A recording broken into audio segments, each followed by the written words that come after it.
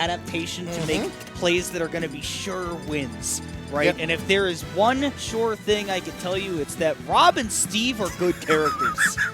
And we're going to get to see them both. The accounting firm is in the house.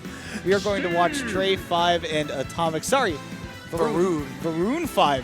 Yeah. As I just remembered. Throwdown, which this is also, a post-pandemic Shockwave classic. Yeah, and somebody's using Beastly's tag. Version 7.5. I do believe that Trey5 and Beastly use or Varun5 and Beastly both use the same controls. So I don't think that's a problem. That's wild. I think they've done this before at like a major. Ryan, am I right on that? Yeah, he gave me a thumbs up, and I trust Ryan more than I trust myself on 40% of things, which is a very to specific be fair, number. a lot. That's still a lot. That is a lot. When it comes to Smash, like 75. I mean, not the backwards L. Oh no, that's a J, my friend. Oh, same thing. there was no curve. It was a backwards. He's just laughing in Spanish. Just want to jaw with my friends. All right, so we've seen this matchup several times over the past few weeks here at Shockwave, except change Varun's name to DJ Dawn. And so at this point, Steve and Rob at Shockwave has become an Insta classic. I don't know if I'm happy about that. Look, that's what put us. You saw those top 8 graphics for a while. It put us on the map. True. People were like, what's going on in this region? And then we banned those characters for a little while, and then we were just like, what are you doing? And we were like, I don't know what you want from us. So we're trying to give you guys the best content we can, and honestly, this is content. Come on. What more to ask right here? DFW's beloved main character, Rob the Robot, and Minecraft Steve from the hit game Minecraft. That is where he's from. Yep. That's why we call him Minecraft Steve and not Tetris Steve. Which, in some situations, you could. What about Sega I could have picked a funnier game. What about Sega Steve? Now I think you're just misremembering Segata Sanshiro. You got me. Hands up. That's all it. Either way. I just can't, like, my favorite thing about this, I think, is between the different Steves as we watch Atomic play through all of them, you actually get to see how he changes his playstyle per Steve player. Varun, I think we can all kind of say is the most aggressive Steve. Varun does like to interact, does like to swing, does like to hit. DJ Dawn more so builds, plays kind of, I guess, optimally, if you will. DJ Dawn plays like Onan. Okay, sure. Almost 1-to-1. Sure. Okay. I've never really seen Onan play. That's on me. Yeah, well, you've seen DJ Dawn play, so you've seen Onan play. There we go. And then Yanni. Yanni's like the freestyler. Yanni just plays the character. Oh yeah. Oh yeah. He's jazz. I mean, like he has every combo in the world. I mean, yes. Yanni. I mean, like he was retired for like a year and a half, and everybody would still talk about, oh, you want to see a combo, Steve?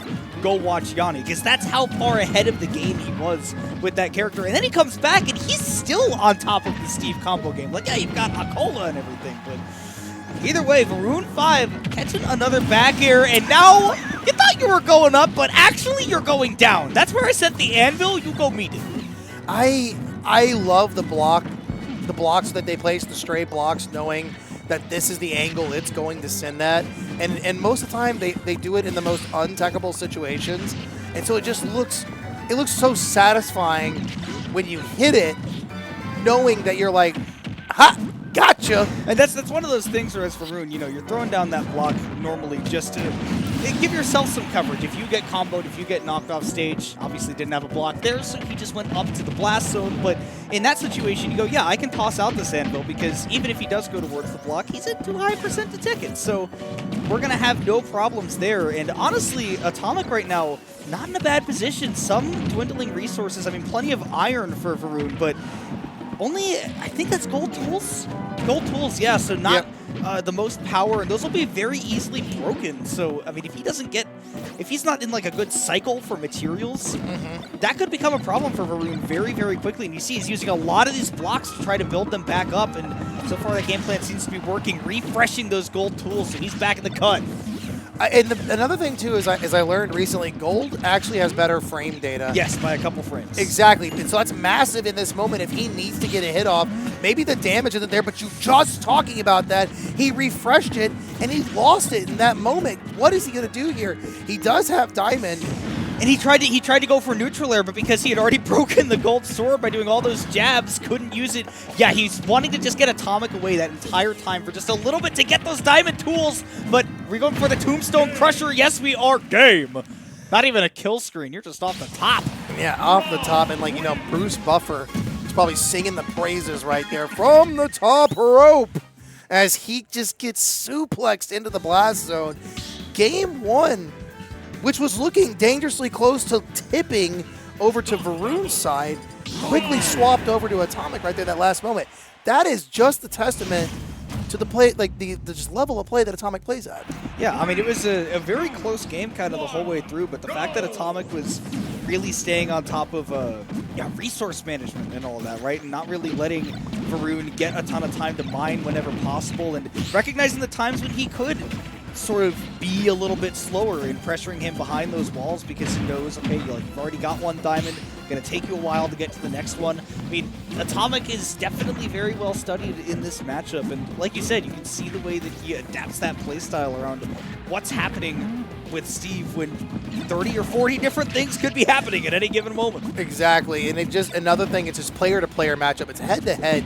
We spoke, again, we kind of called back to the things we talked about before this. In fighting games, it's always head-to-head. Like, yes, you have to know the character matchup, but then again, you also need to know who's piloting that character. This is such a free-form game. Each player is going to play their character different than the next. And Minecraft Steve is such a free-form character as well, right? That there are creative a lot mode of things the that you character. have to account for. Exactly, right? But Rob, on the other hand, can also kind of be that way. Like, I think he's definitely more predicated on having particular strong tools that are just applicable in multiple situations, right? And you just kind of throw them out, and then they'll kind of do some of the heavy lifting for you. It's not to say that Rob players are carried, even though some of them are. Atomic is not one of them, though. Right now, though, yeah, Varun, again, he knows. That block's right there, so I can just smack you into it. You were trying to gas up Atomic, but I carried him into the blast zone. How about that? And then immediately breaks the sword. Doesn't have to worry about it because I have a very fresh diamond I just mined. At 129, I think Varun actually has the ability to steal this second stock away from Atomic, but this level of play is going to have to be very careful.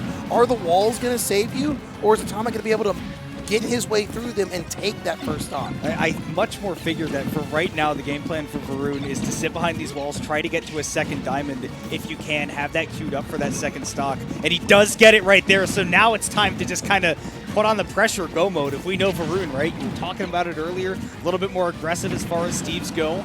Now he definitely just has free reign to do that, or even build up more resources for that second stock if he wants to, because PS2 being a stone stage, sometimes it's tough to get them all built up, but we talk about just the whole kitchen sink in one move, that Rob Nair. There you go. It does your taxes, gets bills, your taxes. Starts combos, pressure tool, doesn't matter. Look, hey, will it cook my dinner? Oh, yeah. Okay. It's literally fire. Exactly, what do you want from it? Exactly. You know, it pays my taxes, cooks my dinner, starts combos. Literally, what else can it not do? Pretty much nothing is what we're understanding. It even killed off the top at 180. You know what? It needs it. Man, and if this was a game of Catan right now, Varun would have already won because the amount of resources that he's built up are just crazy. Like, Atomic, I think his way back into this game, you know, even though the stocks are even, he needs to take this stock from Varun incredibly quickly so that he can't get to a diamond queued up for the third stock. He had one, but Varun wanted to refresh his tools, have them all ready to go, not going to break on the stock. But that could be very bad for him if Atomic's able to get that next stock. And it looks like he's going to go for it right now. You're going to guess, and your DI was incorrect. Atomic now suddenly in a great position. Listen, man, I left school for a reason a long time ago. I don't need to go to class to learn how to read that DI. But what I would love to go back to class for is last stock situations and how you play them. Who is going to be the better player in this moment? Atomic on match point here, set point, if you will. Varun close enough in percent to really make a statement here by winning this game too.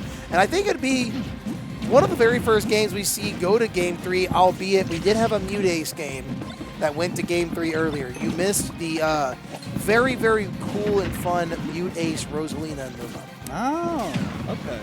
It did not win. Well, that's unfortunate.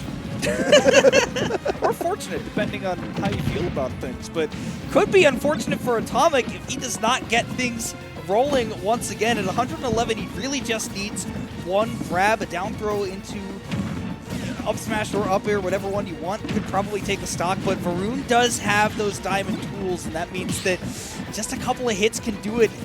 He did drop a couple of combos on this stock, particularly one where he was on the right with the gold tools, didn't get his nil chains. Oh my goodness! Mashed out and then got the footstool downer. Obviously not enough to do it, but Varun, big reversal, and Atomic, he's taken up to the skies because he does not want anything to do with this. He hit up B and literally left his seat. He IRL up B, and you can see that he was so ready to end that game.